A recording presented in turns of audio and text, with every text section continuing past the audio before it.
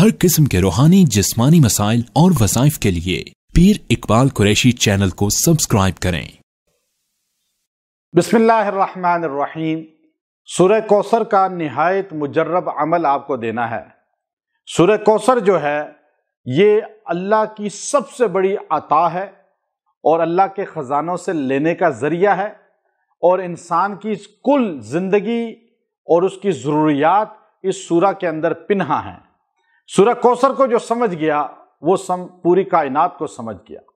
اللہ نے ہمارے نبی کی شان کو لفظ کوثر کے اندر ایک جملے میں چھپا دیا اور فرمایا اِنَّا أَعْطَيْنَاكَ الْكَوْثَرَ، میرے پیغمبر ہم نے آپ کو کوثر عطا فرمائی۔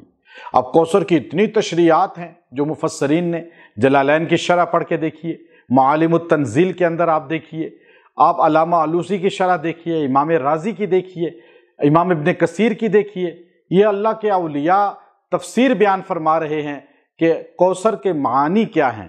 اتنے زیادہ معنی مختلف جمع کرتے کرتے میں نے جو اس کے معانی پہ غور کیا، 27 سے زائد مفسرین نے اس کے معانی کیے ہیں۔ اب کوثر پوری کائنات ہے۔ جو آدمی کسی بھی مسئلے کے لیے، چاہے وہ رزق کا ہو، شادی کا ہو، چاہے وہ بیماری کا ہو، چاہے وہ کاروبار کا ہو، چاہے دشمنوں سے بچنے کا ہو، کسی بھی پریشانی کے لیے سورہ کوثر کو روزانہ 70 بار پڑھ کے دعا کرے گا، اللہ تبارک و تعالی اس کی زندگی کو تمام وہ نعمتیں عطا فرمائیں گے، اس کی زندگی میں اس کو نظر آئیں گی جو انسان کی ضرورت ہوتی ہیں، جو انسان کو چاہیے ہوتی ہیں۔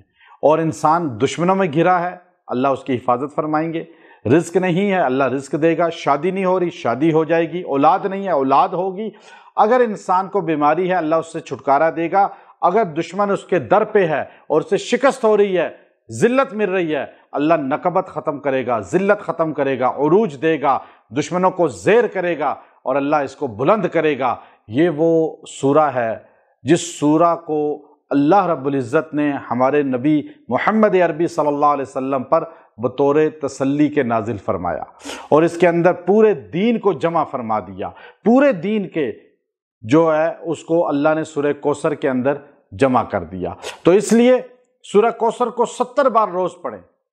آپ کسی جگہ یکسوئی سے بیٹھ جائیں، اپنی مراد کو سامنے رکھیں اور مراد سامنے رکھ کر آپ وہ دعا کریں۔ اللہ اس کی برکت سے آپ کی دعا کو قبول فرمائے گا، آپ کی مراد کو قبول درجے میں لے جائے گا، اور آپ کی مراد پوری ہو جائے گی، اور آپ کے گھر سے، آپ کے جسم سے، آپ کی زندگی سے یہ پریشانیاں زائل ہو جائیں گی۔ اللہ آپ کو سکون عطا فرمائے گا۔ وآخر دعوانا ان الحمد للہ رب العالمین۔